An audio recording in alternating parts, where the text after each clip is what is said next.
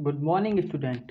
My name is Sumit Sharma और आज हम पढ़ने जा रहे हैं अपनी सोशल स्टडी के chapter 24 the rise of Sikh and Maratha power, यानी सिख और मराठा शक्ति का उत्कर्ष।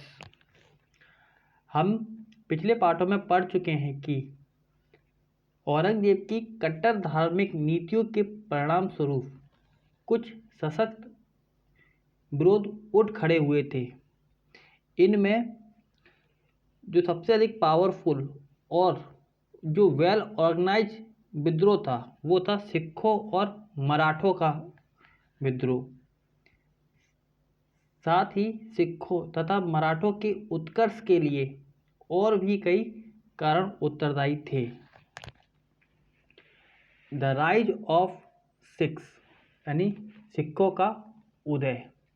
सिख धर्म के जो प्रेरणता यानी जो फाउंडर थे वो गुरु नानक थे।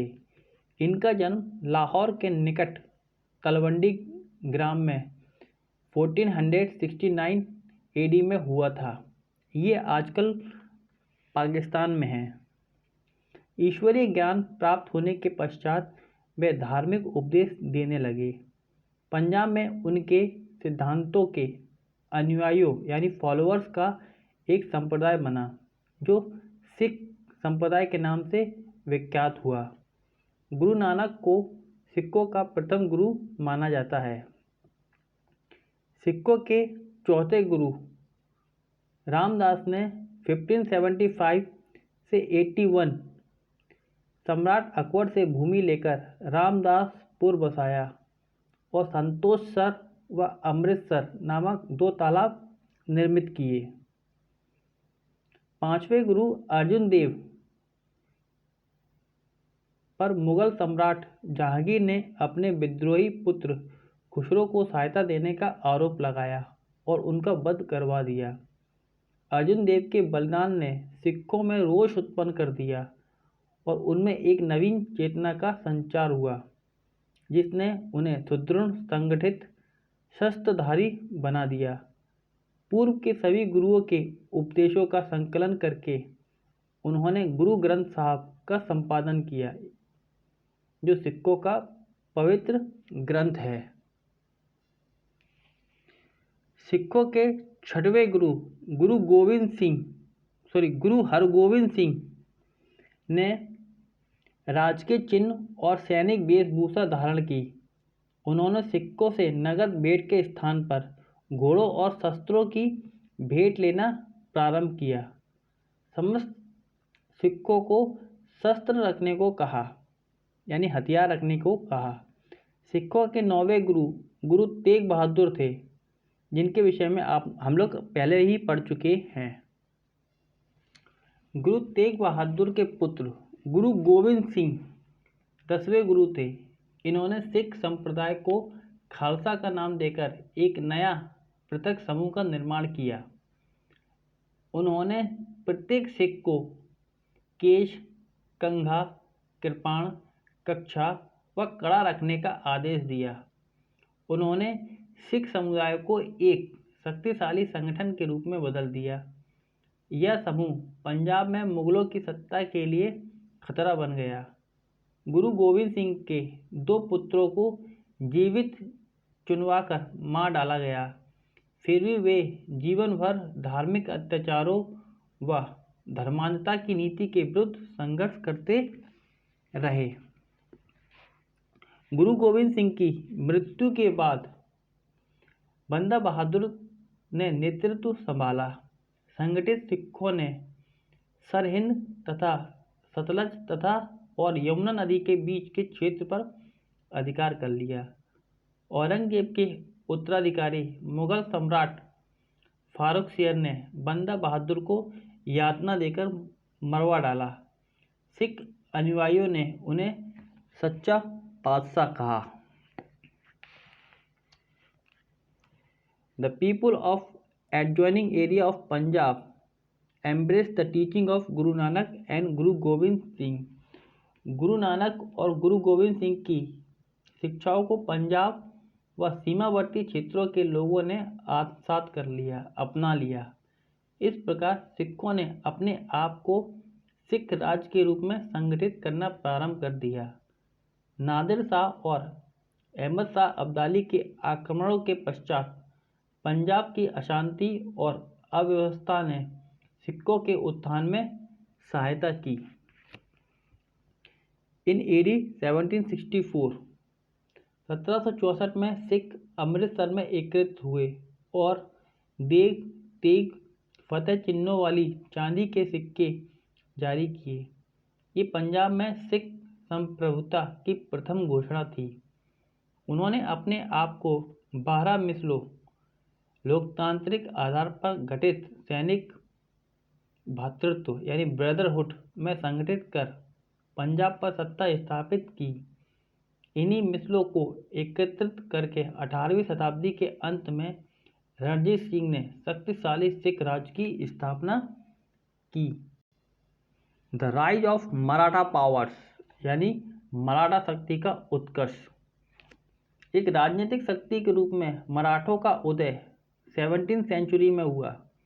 इस समय महाराष्ट्र पर अधिकांश भाग अहमदनगर के निजाम शाही और बीजापुर के आदिल शाही के आधिपत्य में था। मराठे दक्षिण भारत के राज्यों में किलेदार, हिस्सेबनीस यानी लेखाधिकारी, कारकुन आदि अनेक छोटे छोटे पदों पर कार्य करते थे। कोंकण के प्रदेश में सिद्धी व पुर्तगालियों की समुद्री शक्ति बढ़ी हुई थी। इन सभी सत्ताओं में निरंतर चलने वाले संघर्षों के कारण महाराष्ट्र में जनजीवन असुरक्षित व अस्थिर था। शिवाजी 1627 to 1680 एडी यानी कि शिवाजी 1627 से 1680 ईस्वी तक मराठा शक्ति को चरमोत्कर्ष पर पहुंचाने वाले महान सेनानायक छत्रपति शिवाजी थे। शिवाजी का जन्म 1627 ईस्वी में हुआ, किंतु कुछ विद्वान उनके जन्म को 1630 में मानते हैं। उनके पिता शाहजी भोसले बीजापुर शासक के अधीन एक प्रमुख सरदार थे। बचपन से ही शिवाजी के जीवन पर माता जीजाबाई तथा शिक्षक दादाजी कोंडदेव का बहुत प्रभाव था। उन्होंने शिवाजी को स्वतंत्रता और सदाचार की शिक्षा दी। धर्म की रक्षा के लिए स्वराज स्थापना के कार्य को उन्होंने निरंतर प्रोत्साहन दिया। समर्थ रामदास शिवाजी के गुरु थे। उन्होंने शिवाजी को हिंदवी राज हिंदू पद पातशाही स्थापित करने के लिए प्रेरित किया। युवावस्था में ही साम्राज्य की स्थापना के उद्देश्य को लेकर शिवाजी ने आदिल शाह के अधिकार में जो किले थे उन्हें जीतने का कार्य आरंभ किया। इस कार्य के लिए उन्होंने छापामार गुरिल्ला युद्ध प्रणाली को अपनाया था। शिवाजी के इस कार्य का कुछ आदिलशाही मराठा सरदारों ने विरोध किया, जिनमें जावली के मोरे प्रमुख थे। उन्होंने शिवाजी के प्रभुत्व को स्वीकार करने से इनकार कर दिया। फलस्वरूप शिवाजी ने जावली पर अधिकार कर लिया। वे भारत में हिंदू राज्य की स्थापना करना चाहते थे। विक्ट्री ऑफ कोंकण यानी कोंकण विजय। यह प्रदेश पश्चिमी समुद्र किनारे पर स्थित है। शिवाजी ने इस पर आक्रमण किया और कल्याणी तथा भिवंडी के दुर्ग पर अपना प्रभुत्व स्थापित कर लिया। स्ट्रगल विथ बीजापुर यानी बीजापुर से संघर्ष। शिवाजी के विजय अभियान से बीजापुर का सुल्तान भयभीत हो गया।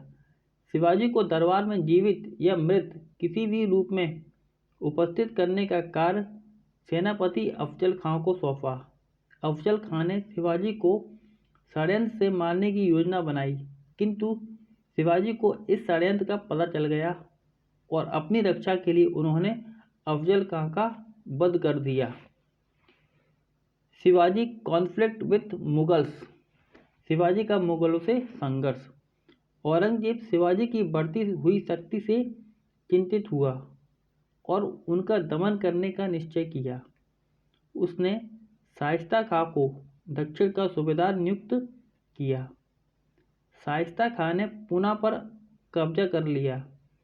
शिवाजी ने बड़ी चतुराई से शाइस्ता खां को मात दी। शिवाजी के आक्रमण से शाइस्ता खां की अंगुलियां कट गई थी। उसे जान बचाकर भागना पड़ा। द ट्रीटी ऑफ पुरंदर यानी पुरंदर की संधि। शाइस्ता खां की असफलता के पश्चात औरंगजेब ने शिवाजी के दमन करने का कार्य राजा जयसिंह को सौंपा तथा दिलेर खां को विशाल सेना के साथ उनकी सहायता के लिए भेजा। मुगल सेना ने पुरंदर को घेर लिया।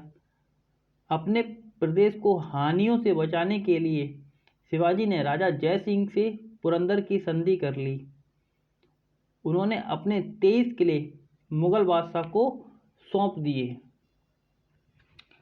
जयसिंह ने शिवाजी को आगरा जाने के लिए और सम्राट औरंगजेब से भेंट करने के लिए राजी कर लिया। शिवाजी का आगरा जाने का उद्देश्य औरंगजेब की सत्ता यानी उसकी शक्ति यानी पावर्स और साधनों की जानकारी प्राप्त करना था। शिवाजी अपने पुत्र संभाजी के साथ औरंगजेब के दरबार में उपस्थित हुए। दरबार में अपने प्रति अपमानजनक व्यवहार से शिवाजी बहुत गुस्सा होकर दरबार छोड़कर चले गए। औरंगजेब ने इसे अपना अपमान समझा और शिवाजी को बंदी बना लिया। 3 माह पश्चात शिवाजी बंदी गृह से मिठाई के टोकरों में छिपकर सफलतापूर्वक बाहर निकले। शिवाजी ने declare the independence of Maratha state. Shivaji ने मराठा राज्य को स्वतंत्र घोषित कर दिया, परंतु औरंगजेब उन्हें एक जागीरदार और बीजापुर का सुल्तान उन्हें विद्रोही सामंत मानते थे। इस विषमता को दूर करने के लिए और स्वतंत्र रूप से युद्ध और संधि वार्ता करने का अधिकार प्राप्त करने के उद्देश्य से शिवाजी ने रायगढ़ में 1674 ईस्वी में अपना राज्याभिषेक करवाया तथा हिंदवी राज स्थापित किया। महाराष्ट्र में शिवाजी के पक्ष में एक जन आंदोलन उठ खड़ा हुआ। महाराष्ट्र के प्रत्येक व्यक्ति के मन में देशभक्ति की भावना कूट कूट कर भरी हुई थी। Shivaji coronation ceremony was perform according to the traditional Hindu custom. Shivaji के राजारोहण का जो उत्सव है परंपरागत हिंदू रीति रिवाजों के अनुसार मनाया गया। He organized a huge darbar at Rajgarh near Pune in 1674 AD and assumed the title of Chhatrapati.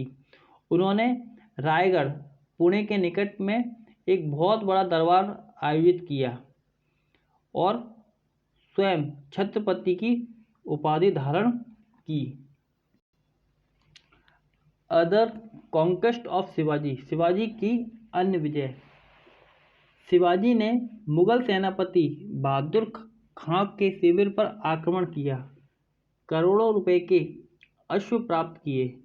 उन्होंने गोलकुंडा के सुल्तान से मैत्री संधि कर ली यानी फ्रेंडशिप कर ली, जिससे मुगलों के विरुद्ध एक दूसरे की सहायता का वचन दिया।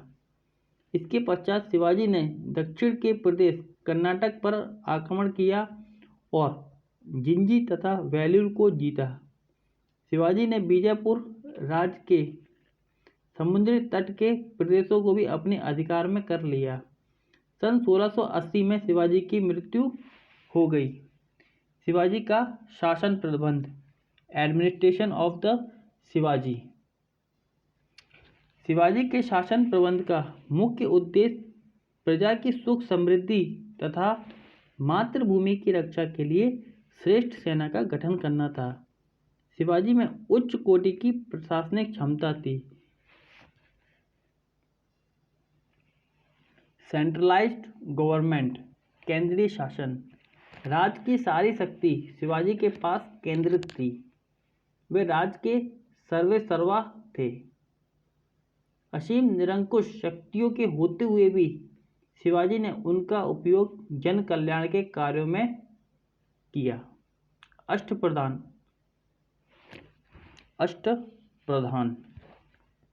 शिवाजी ने शासन प्रबंध में सहायता और परामर्श के लिए 8 मंत्रियों की एक काउंसिल बनाई यानी परिषद बनाई जिसे अष्टप्रधान कहा जाता था।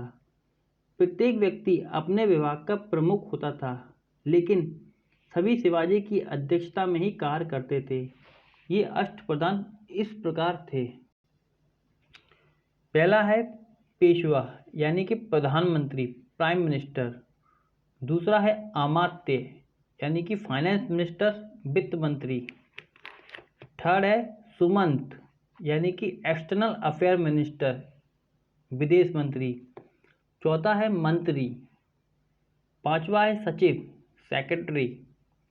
छठवा है पंडित राव यानी पुरोहित जो पूजा पाठ के काम कराते थे। सातवां है सेनापति यानी आर्मी जनरल। और आठवां है न्यायाधीश यानी कि जज। डिवीजन ऑफ एम्पायर यानी कि राज्य का विभाजन। शासन को सुचारू रूप से चलाने के लिए शिवाजी ने राज्य को प्रांतों यानी स्टेट में और प्रत्येक प्रांत को जिलों में और परगनों में बांटा था। प्रत्येक प्रांत का प्रमुख प्रांतपति या सूबेदार होता था। सोर्स ऑफ इनकम यानी कि आय के साधन। राज्य की आय का प्रमुख साधन भूमि कर यानी लैंड टैक्स, व्यापार कर, चौथ तथा सरदेशमुखी था।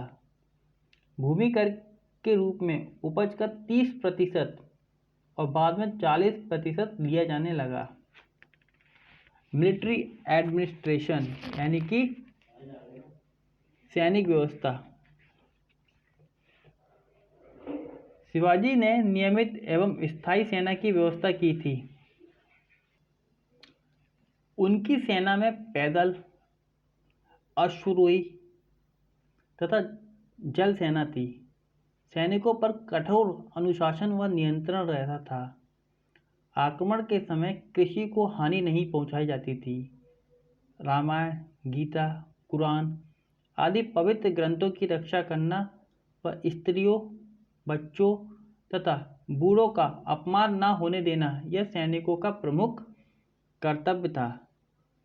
शिवाजी न केवल एक वीर सैनिक थे बल्कि एक कूटनीतिज्ञ भी थे यानी डिप्लोमेट भी थे और साथ ही साथ और एक उत्तम शासक थे, क्योंकि